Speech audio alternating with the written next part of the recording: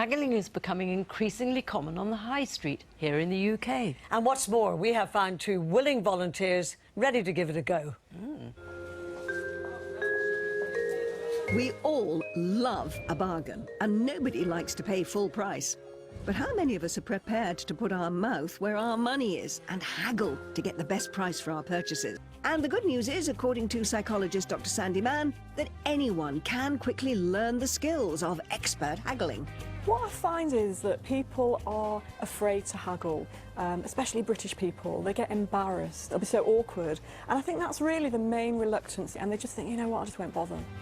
So today, Dr. Mann is running a masterclass on how to do it. What I'm going to be teaching our guests today is that you don't need any special techniques. You just have to really have the confidence and not be afraid of the no and just go for it. To test her techniques, we've recruited confirmed shopaholic Doreen and taxi driver John. For both of them, the idea of having to haggle for discount fills them with dread. I've never thought about haggling. Obviously, people haggle with me about the fare or the price of the fare, but I've never tried to negotiate in a bigger store. So I'll obviously go and buy things, but I'd never think of going in the bigger stores and asking if there's some discounts. I haggle, but I only haggle with people I can't see, like the electricity board and my house insurance. I'll haggle on the phone, but I can't do it face-to-face in a shop. Dr. Mann has agreed to share her secrets of the dark arts of haggling with our shoppers, which, as it happens, don't turn out to be that dark after all. I'm going to tell you from the outset that you're not going to win all the time. And in fact, if you get a 50% success rate, you're doing well. So one of the things I'm going to teach you is to cope with the no, expect no's sometimes, and don't be afraid of the no. Another important tip is to be confident, but not arrogant. Don't be apologetic.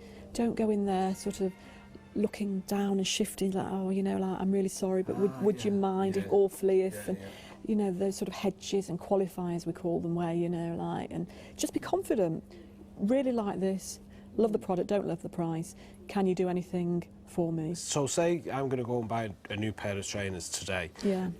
What sort of discount would I be looking at? Ask them what they can do. Or would you say, I'll give you, say they're £100, would you say, well, I'll give you 40 and let them come back with another price? I would say to them, is this the best price you can do? I was hoping for something a little lower.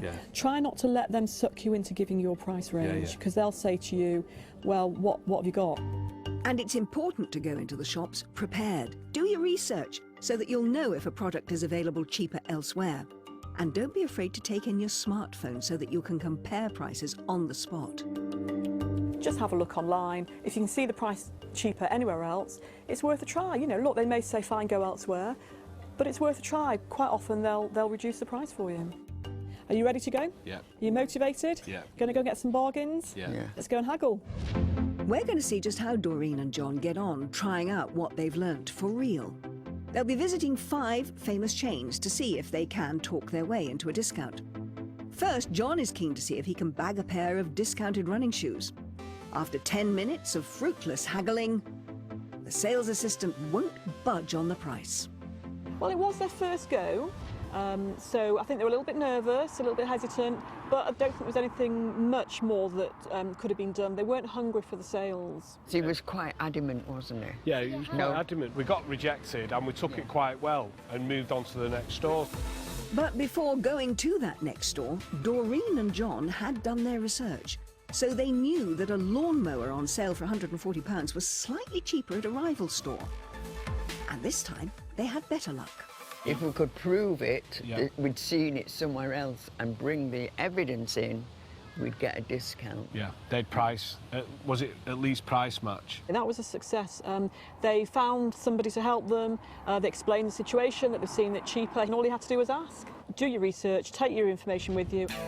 By the next store, they were getting more confident. And although the salesman wouldn't reduce the price if they were buying just 1 pair of shoes, he was prepared to do a deal if they spent more.